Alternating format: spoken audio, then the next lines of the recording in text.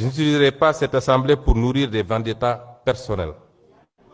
Ce serait trahir notre propre combat. Mais je le dis avec la même clarté.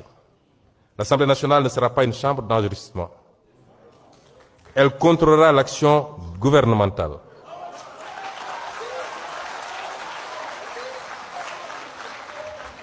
Elle exercera pleinement ses prérogatives constitutionnelles de vote des lois, de contrôle de l'action du gouvernement et d'évaluation des politiques publiques.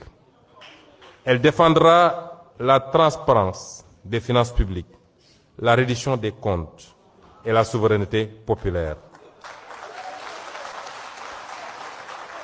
Elle usera de tous les leviers de contre-pouvoir, tous les leviers de contre-pouvoir constitués. Elle usera de manière responsable, mais tout aussi ferme, de tous les leviers de contre-pouvoir constitués selon la gravité des faits et des circonstances. Cette exigence morale ne relève d'ailleurs pas seulement de la philosophie ou de l'histoire politique.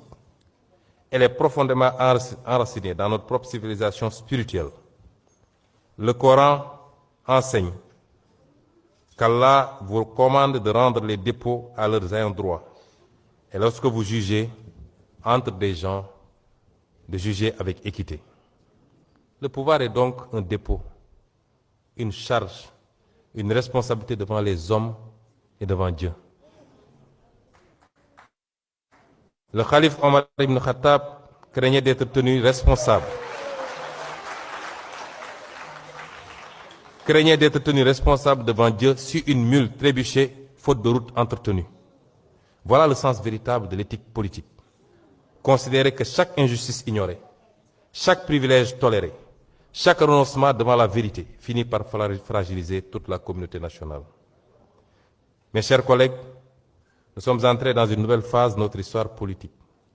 Elle sera difficile. Elle sera traversée par des tensions, des tentatives de division et des pressions multiples. Mais elle peut aussi devenir un moment de maturation démocratique.